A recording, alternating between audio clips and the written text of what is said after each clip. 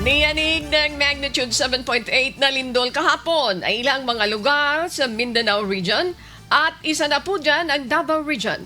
Sa lakas ng pagyanig, nagdulot ito ng matinding pinsala sa mga gusali at mga infrastructure.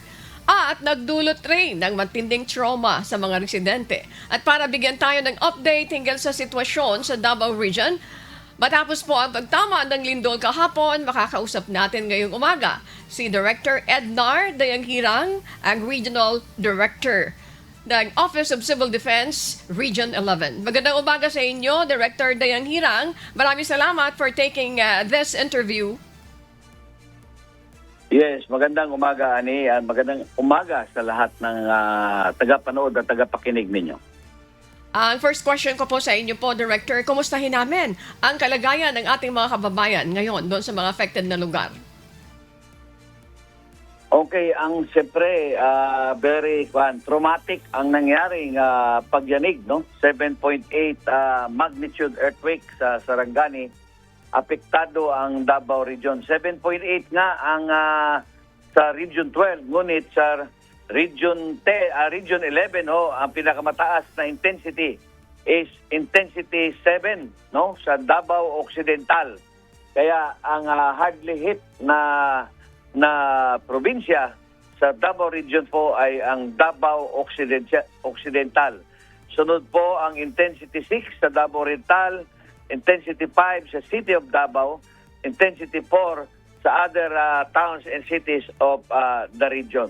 So ngayon po, especially Davao Occidental, late na kahapon dumating yung mga dagdag pa na mga problema sa particularly ang Jose Abad Santos at ang bayan ng Municipality of Sarangani, an island municipality ng Davao Occidental. So sa ngayon po, as of yesterday 3 p.m., ang confirmed ang patay ay 4, pero ngayon may dagdag isa. I have to get the record, but isa ang information at tanggap natin. Ngunit ang pinakamalaking pinsala ay sa infrastruktura, no? Infrastructure na gumuho, public and private buildings. So in fact, ngayon on the way kami sa mag-aerial inspection and augmentation ng food items, ang OCD at ang mga partner agencies, dagdag na tulong po sa area na apektado at susubukan po nating i-rescue o search and rescue. May reported na 4 na magpamilya doon sa Davao Occidental, particularly sa Municipality of Sarangani. So may augmentation na search and rescue teams po tayong dala. Hopefully we can depart, no, through the Philippine Air Force 7 a.m. This morning po. Okay. Right now po, Director, may mga aftershock pa rin po ba na nararamdaman dyan at na-experience yung ating mga kababayan? At masasabi po ba natin na safe nang bumalik sa kanilang mga bahay ang ating mga kababayan, yung mga residente ng mga naapektuhan ng lindol na ito po? Actually, ang Davao City, ang aftershock dito sa City of Davao is medyo mahina. Ngunit sa Davao Occidental po, malakas po ang aftershock doon, no? Kaya nga yung mga search and rescue operations kahapon na ginawa ng ating gobyerno, particularly Jose Abad Santos and Municipality of Sarangani, apektado po kasi yung alon, yung waves, sea waves, no, yung mga rescue teams, they have to cross the sea, no, yung dagat. Napakalakas po ng alon, napakalaki. Kaya nahirapan po yung search and rescue natin makaabot doon sa mga lugar doon sa isla na nabanggit, yung Sarangani.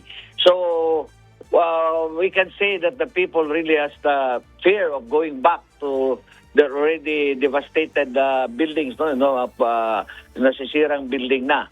So, Davao City is okay, but Davao Occidental, particularly Jose Abad Santos and Municipality Sarangani, malakas pa ang aftershock as of last night po. Director Dayanghirang, may mga monitored din po ba kayo mga landslides o yung mga paglitaw na mga hukay sa lupa gaya po ng nangyari noon sa Bugo, Cebu, nang tumama ang magnitude na 6.9 na lindol po? Yes, mayroon po tayong mga reported landslide po. Particularly, yung nabanggit ko nga na apat na pamilya, member of the families na natabunan ng landslide at sinisikapan pa i-rescue today, kahapon and today doon sa bayan ng Sarangani. And of course, ang daming landslide po along the roads of Jose Abad Santos. No, alam mo, yung Jose Abad Santos kasi is already the dulo ng Davao Occidental, dulo ng Davao Region na kasama sa Mindanao Island. Of course, yung pinakadulo, yung Sarangani, pero isla naman yun.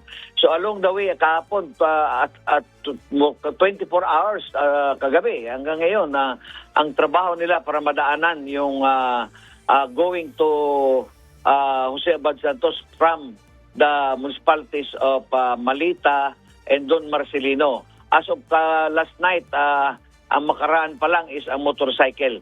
So marami pong landslide ang na-experience ng Davao Occidental, yung national road po. Hindi pa natin nakukuha ang lahat ng report ng mga barangay roads at mga provincial roads. Alam mo, yung Davao Occidental, mountainous province po yan.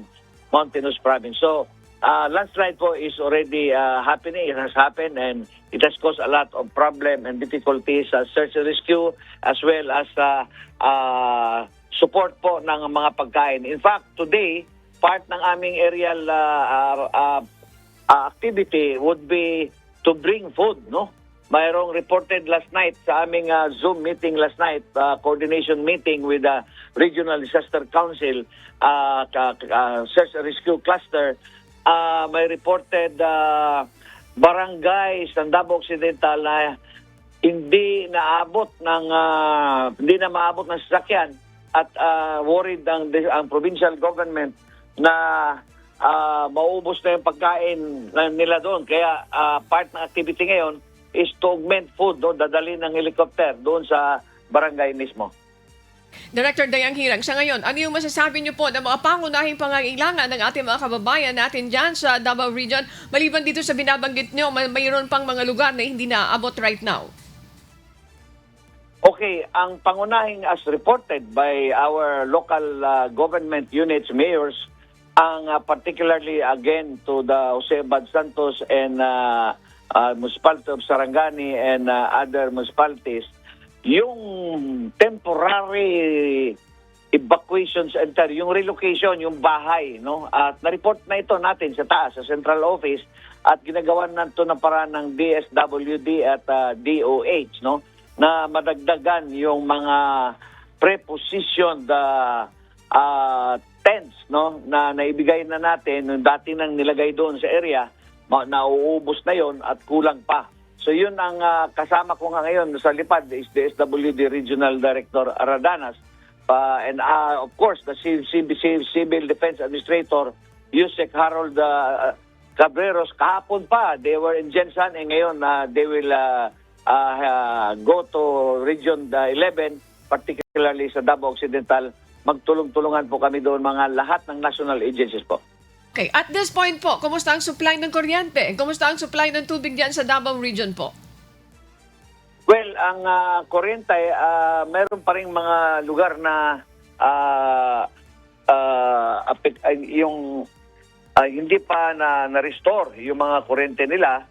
Ang tubig naman, walang reported na problema sa tubig. No? Sa ito, no, status of lifeline, 10 ang karsada pong sira.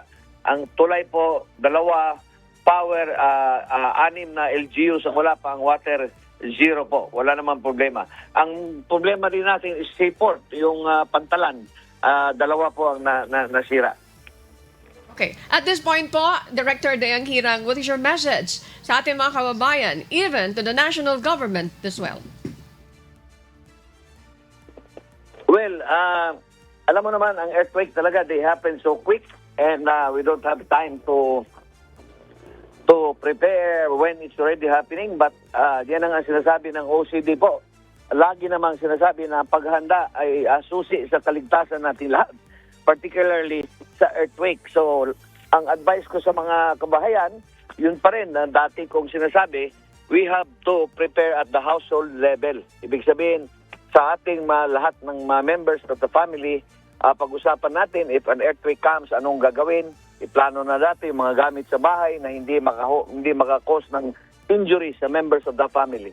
And lastly, of course, continue lang natin ang coordination ng government, barangay. Napakaganda po ng coordination ng LGUs with the national agencies, no? Pati private sector ngayon sasama, no? Sasama ang private sector, maraming nag-volunteer. Yun lang, kino-coordinate lang natin. But of course, we have to understand itong earthquake na ito, hindi po Davao Region ang pinakamalaking pinsala. Ipagdasal po natin, particularly po ang Region 12, no? Na Region 11 and Region 12, particularly Region 12 po, the grabe ang devastation po nila. Salamat po, Director Ednar Dayanghirang, ang Regional Director ng Office of Civil Defense, Region 11. Keep safe, sir. Magandang umaga po.